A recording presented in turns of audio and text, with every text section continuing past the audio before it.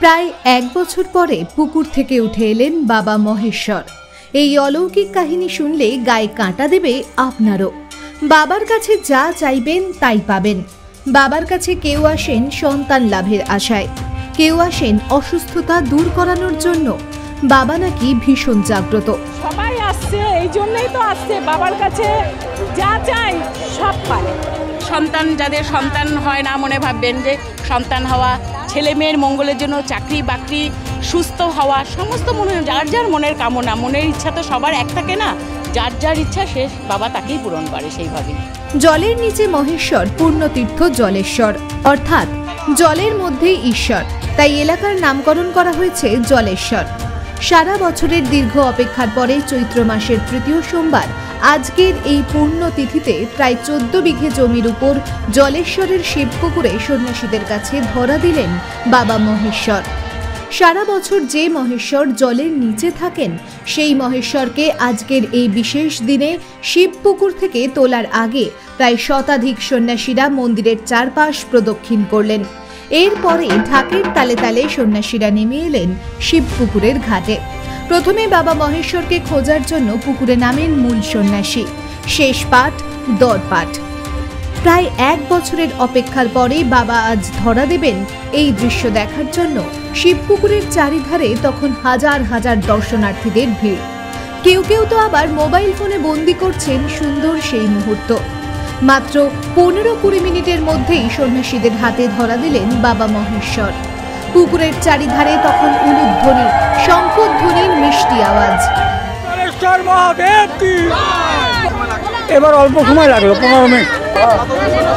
গত বছর 1.5 ঘন্টা লেগেছিল, খুব তাড়াতাড়ি। এবার আমাদের দেশটা উন্নত হবে। এরপরে সন্ন্যাসীরা বাবা মহেশ্বরকে নিয়ে আসেন শিবপুকুরের পশ্চিম পারে একটি বেদির উপরে। শুরু হয় পুজো পাঠ। পুজো পাঠ দেখতেও হাজার হাজার মানুষের ভিড়। পুজো পাঠ শেষে বাবা মহেশ্বরকে সিংহাসনে বসিয়ে সন্ন্যাসীরা মাথায় করে রওনা দেয় প্রতীক্ষালয় মন্দিরের উদ্দেশ্যে। এটা প্রতীক্ষা মন্দির, বাবার প্রতীক্ষা মন্দির। প্রতীক্ষা মন্দিরে বাবা এখন প্রতীক্ষায় আছে। এদিন আমরা বঙ্গবাণী চ্যানেলের পক্ষ থেকে কথা বলেছিলাম বিভিন্ন জায়গা থেকে আসা দর্শনার্থীদের সঙ্গে। কেউ বললেন বাবার কাছে যা চাই তাই পাই, বাবার সাথে আমাদের নারীর টান। মাঝবয়সী এক গৃহবধূ তো আমার কথা বলতে গিয়ে কান্নায় ভেঙে পড়লেন। আবার কেউ বললেন কিছু পাওয়ার আশায় নয়, বাবাকে ভালোবেসেও নাকি অনেকে আসেন। চাই অবশ্যই তাই পাই, তা না হলে এত নারীর টান, বাবার সঙ্গে আমাদের নারীর টান।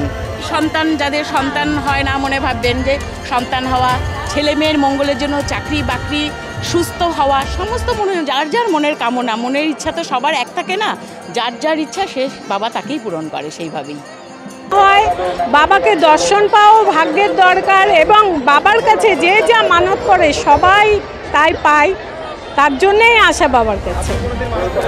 অবশ্যই আমার নাতনির পরীক্ষার জন্য মানত করেছিলাম, মানে একটা ব্যাপারে সে খুব ভালো রেজাল্ট করেছে, এবং যে কোনো ব্যাপারে আমি আমার সাংসারিক ব্যাপারেও আমি করেছি। তার জন্য আমি সেই মানতগুলো পূর্ণ করেছি, পূর্ণ হয়েছে। আজকেও আমি মানত করে গেলাম একটা ব্যাপারে, বিশেষ কারণে বাবা পূর্ণ করবে, সেটা আমি জানি, সেটা আমি জানি বাবা পূর্ণ করবেই। হ্যাঁ, আমরা ছোট থেকেই বাবার কাছে আসি, জন্মে থেকেই শুনেছি বাবা বুড়ো শিবের এখানে খুব জাগ্রত বাবা।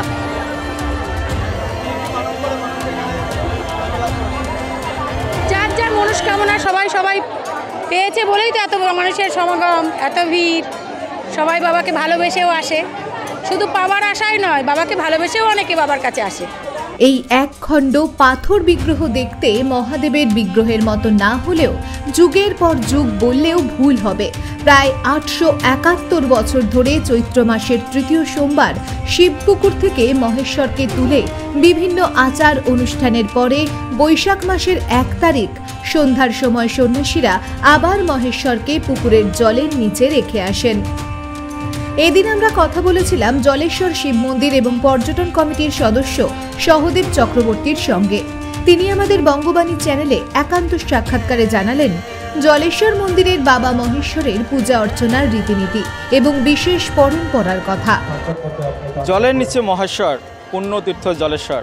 একদম পুণ্যতিথিতে আজকে জলেশ্বর মন্দিরে সারা বছর বাবা জলের নিচে থাকার পরে আজকে কিন্তু বাবা উপরে উঠেছেন এবং ভক্তদের দর্শন হয়েছে বলা চলে। একদম সরাসরি কথা বলবো মন্দির কমিটির সঙ্গে যুক্ত দাদার সঙ্গে। এবং জলেশ্বর মন্দির মানে সকলের কাছে এটাই বিশ্বাস যে বাবার কাছে যা চাওয়া হয় তাই পাওয়া যায়। একদম এই জলেশ্বর মন্দিরের বাবার একটু এখানে পুজো পার্বণের একদম আচার অনুষ্ঠান সম্পর্কে একটু জানতে চাইব দাদা। নমস্কার বঙ্গবাণী নিউজ।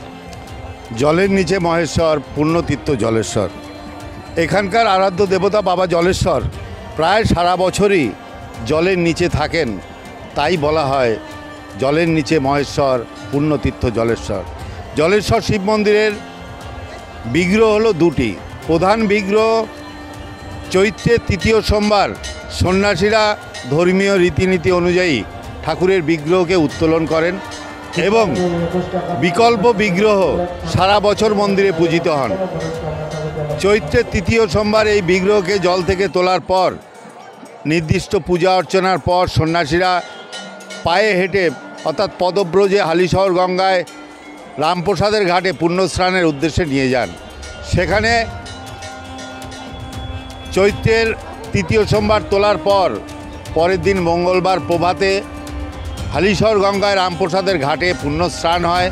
পুণ্যস্নান শেষে আবার পদব্রজে সন্ন্যাসীরা ঠাকুরকে নিয়ে এই মন্দিরে ফিরে আসেন এবং ফিরে আসার পর 8 গ্রামের প্রতিষ্ঠান হিসাবে পরিচিত এই শিব মন্দির। 8 গ্রামে বিভিন্ন ভক্তমণ্ডলীর বাড়িতে ঠাকুরের স্নান পুজোর আয়োজন থাকে এবং অবশেষে 11ই এপ্রিল থেকে শুরু হয় 7 দিনব্যাপী মেলা এবং মেলা তথা ধর্মীয় ক্রিয়াকলাপ। 11ই এপ্রিল অর্থাৎ এই দিনটাকে বলা হয়, কোনোবার 28শে চৈত্র হয়, কোনোবার 29শে চৈত্র হয়, এবার 28শে চৈত্র। 28শে চৈত্র হলো ঘাট সন্ন্যাস। ঘাট সন্ন্যাসের দিন দুপুরের পর এখানে প্রায় 15,000 সন্ন্যাসী উপস্থিত হন পুণ্য স্নানের উদ্দেশ্যে এবং সন্ন্যাসী স্নান শেষ হয়ে যাওয়ার পর সন্ন্যাসীরা মন্দিরে বিশেষ পূজা অর্চনায় ব্রতী হন। তারপর তারা এখানে শাল ভাঙা খেজুর গাছে উঠে কাঁটার উপর দিয়ে সন্ন্যাসীরা হাঁটার মধ্য দিয়ে তাদের একাগ্রতার পরীক্ষা দেন। এর মধ্য দিয়ে ঘাট সন্ন্যাস ব্রত সমাপ্ত ঘটে। ঘাট সন্ন্যাস ব্রতের পরের দিন নীল পূজা। নীল পূজার দিন সকাল থেকে শুরু হয় অজস্র মানুষের আগমন। এদিন লাখো লাখো মানুষ সমবেত হয় জলেশ্বর শিব মন্দির প্রাঙ্গণে। রাত্রে ঠাকুরের বিশেষ ভোগ হয়, রাত্রে বিশেষ পুজোর আয়োজন থাকে মন্দিরে।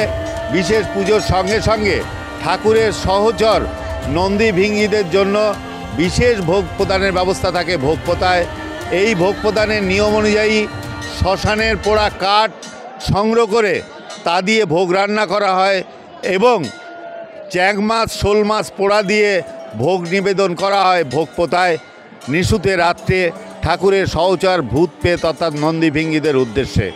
এর মধ্য দিয়ে নীল পূজার সমাপ্ত ঘটে। পরের দিন চড়ক পূজা, চৈত্র সংক্রান্তির চড়ক মেলা মূল থিম যেদিন, সেদিন মন্দিরের সামনে বাঁধা হয় ভাড়া। এই চড়কের ভাড়া প্রায় 20 ফুট উঁচু থেকে সন্ন্যাসীরা ঝাঁপিয়ে পড়েন লোহার ফলকের উপর।